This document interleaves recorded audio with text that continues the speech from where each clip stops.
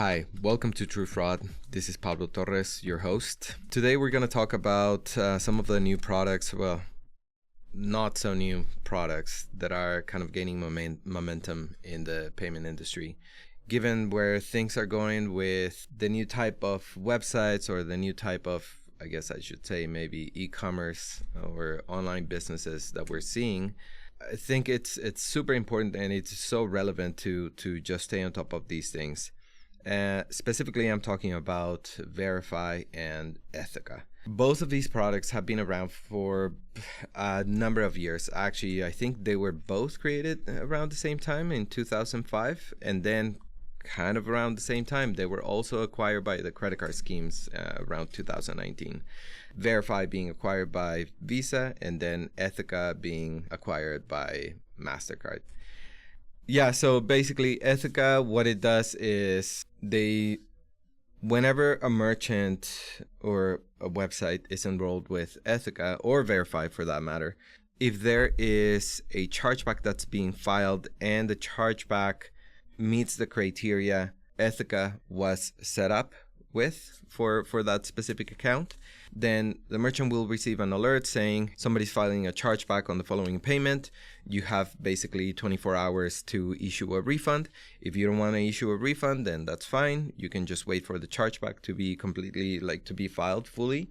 And then you'll receive the chargeback notification, at which point then you can represent it and submit all the evidence. A lot of this now, of course, there's third-party service providers that have automated some of this flow, especially the communication part. They have set it up so that maybe the merchant doesn't want to get bombarded with all of these alerts, and they just say, you know what, anything that's less than $100 with the following currency, just do an automatic refund. But in the end, there's still somewhat a bit of a manual process. And some of these service providers then will issue the refunds. With Verifi, basically, you do all of that already through them. And again, remember, Verifi is a Visa company. They offer RDR and CDRN. So RDR is basically a rapid dispute resolution. It's very similar as the Ethoca product.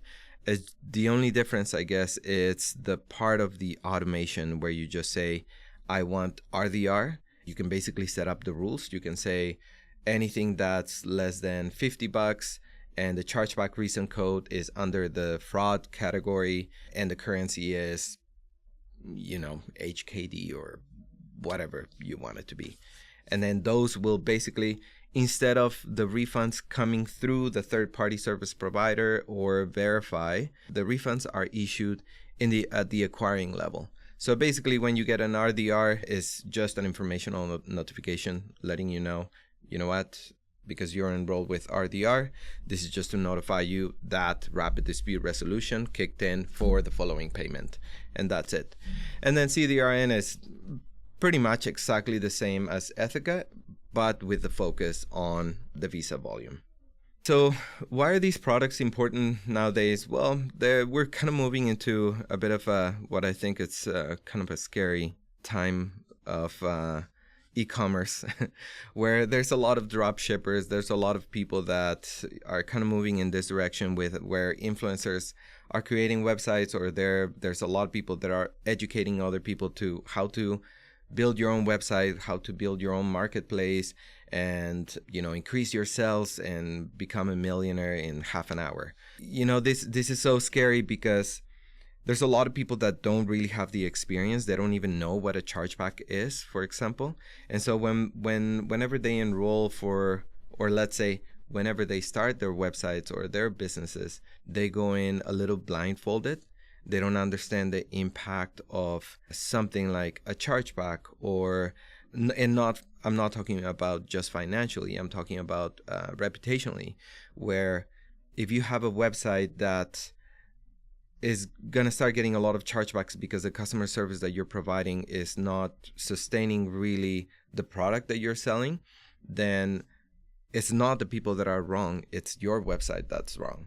And I think that whenever you start seeing people moving in this direction with all of these websites that have very little experience in the payment industry and in e-commerce, and they're selling, maybe questionable products, or maybe, like I said, maybe the customer service is just horrible. Maybe it's your payment service provider that's just making everything super confusing. It's so important that when you're moving into the e-commerce world, you're able to identify all of these pain points, I guess, or headaches, so that you can fix them. Right now, in the direction that we're moving, there's this trend of all of these drop shippers who are, marking things up by 200, 300%, and it's one or two people running the show. With the amount of inquiries that they're getting for customer service, just providing more information as to who are you, what do you do, why do you charge me the following amount. Sometimes it's hard to keep up with all of that stuff. And so if you're a two-person show running the whole thing, it is easy to kind of start seeing things just, kind of falling off the side. And then, of course, that's going to translate into getting more chargebacks, which in the end, when you have a product or a service like Ethoca and Verifi behind you, then number one, you're not going to be dealing with a lot of these chargebacks. You're not going to be dealing with having to submit the evidence and any of that. You may not even be notified, depending on who you're setting up the service with.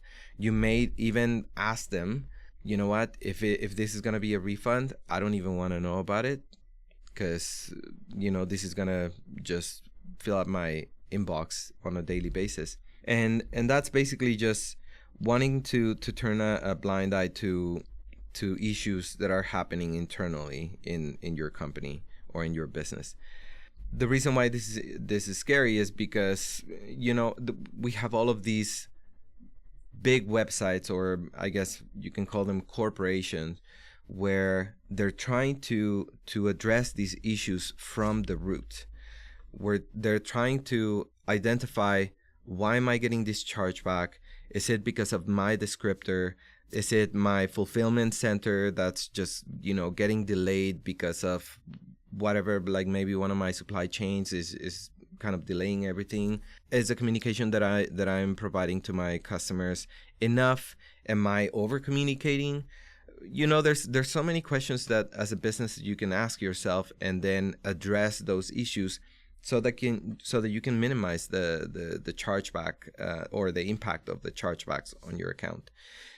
Remember that as an e-commerce business, you have to keep a certain ratio of chargebacks on a monthly basis before Visa or Mastercard come to you under one of their monitoring programs.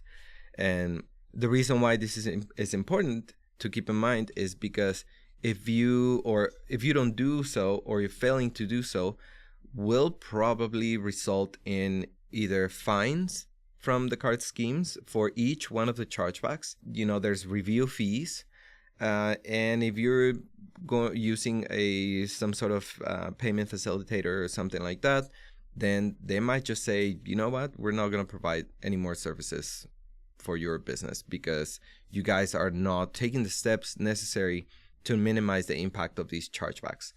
Now, with RDR and CDRN, or as a lot of people just call CDRN, they just call it Verifi, or Ethoca, you're not going to see any of that. So how do you know that you're sick when you can't see the disease, right? But if you're not seeing the chargebacks, how are you supposed to improve as a business? And how are you supposed to grow? I think it's super important that we address this. Now, the credit card, the card schemes are moving in a direction where they're identifying this. They're seeing it, and they're not being stupid about it. They need to also generate that revenue to keep that going. And so Visa is actually moving in that direction, where initially, like when I started in the payment industry 12, 13 years ago, Ethoca was around. Verifi, to be honest, I heard about them a few years ago, and neither of these products were gaining that much momentum. And the reason for that is because a lot of the people that I talked to, they were more focused on the part of, well, why do I need to pay, $35 for an alert when I can just focus on just not getting the chargeback at all? Which should be really the attitude towards how to deal with this, right? Ethoca and Verifi should not be used as like a fraud strategy or like a chargeback mitigation strategy. It should be used as a way to mitigate and give you a little bit of a break while you figure it out, in case that you get heavily attacked, or maybe you got a bunch of your orders mixed up and people are filing chargebacks before you even identified what the issue was. So this just gives you a little bit of a break to be able to handle that. And then you address the root issue and then you move forward. But right now there's all of these new types of businesses that are just kind of moving in this direction. And this is why I say that it's kind of scary. And so because of that, it almost seems like Visa has been put a little bit in a corner, where we're seeing a very rapid increase in the chargeback activity. And there's a lot of websites that are moving in this direction of, I just want to go live. I want to start selling my product, which I'm getting from AliExpress or I'm getting from, whatever it is, but I don't want to deal with the chargebacks. I'm making enough money from focusing on sales rather than focusing on the maybe the 20 chargebacks that I'm getting a week. And so Visa, what they're doing is actually, a few years ago, they moved from dropping the chargeback ratio per month from 1% to 90 basis points. And now for 2025, I believe it's at the beginning of April, they're moving in the direction of dropping it to 0.5 or 50 basis points. That 40 basis points, it's a huge difference. So there's a few things to keep in mind here. Like the focus of this drop in the chargeback rate is a little bit more focused on the acquiring channel, if I'm correct. But there is a little bit more of the focus on the payment facilitator, just kind of saying, sort of like the credit card scheme saying, well, you're allowing this to happen. You are onboarding this type of business. And so what Visa is doing now with that drop, they're also saying, okay, you know what? I know that this is a big difference. However, we are offering you a solution, a plethora of solutions, so that even if you get a chargeback, let's say we're going to refund any of those transactions that we're turning into chargebacks, but also we're giving you the opportunity to refund them through CDRN or even with Ethoca, right? I'm just talking about CDRN and RDR here, but there's other products that they're offering to be able to mitigate this. But Visa's position is more like, let's say that you issued the refund, but the chargeback was already kind of on its way. So if you still get that chargeback, but you issued the refund through one of Visa products, then that chargeback doesn't count. So in a way, Visa is saying, you know what, I'm going to drop all of this, this 40 basis points, but at the same time, I'm offering you a solution to mitigate all of that. I'm going to sound so old school, or maybe like an old disgruntled man, but I think that it has a lot to do with social media and the impact of this whole, this is the lifestyle that I have, and you can achieve it by doing the following with very little effort, These are gaining a lot of momentum right now just because of the direction that things are moving. But also Visa making this move basically is asking everyone to enroll for RDR and CDRN. It's, as much as you want to stay outside of that threshold, there's at some point you're gonna need something like that. And so might as well set it up so that, you can leverage it, right? 50 basis points as a chargeback rate on a monthly basis gives you ample room to make changes and take decisions that will impact the numbers that you're seeing in chargebacks on a monthly basis. But every once in a while, things can, they can go a little bit south, and there's things that you may not be able to recognize in the market that you're going to or that you're dealing with. And so having something in your back pocket like that, or like in your sleeve, it's always super helpful. So it's not all bad. I find it to be a very handy tool to have. But again, if that's going to be kind of like your main strategy to deal with things, then you're gonna feel it in your business, I think, in the longer run.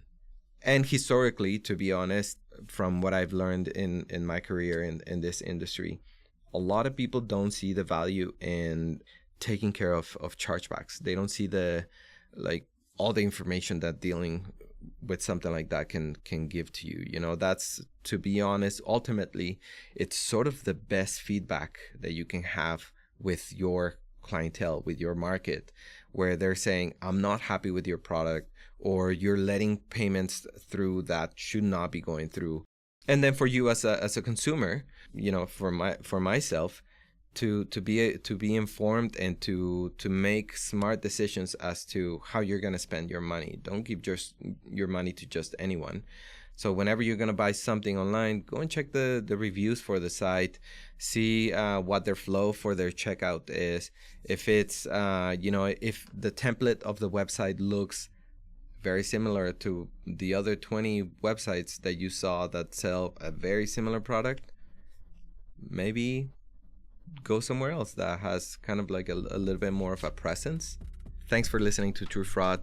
Don't miss the next episode, and don't forget to subscribe. Brought to you by the Reach Network. Visit withreach.com/network for more.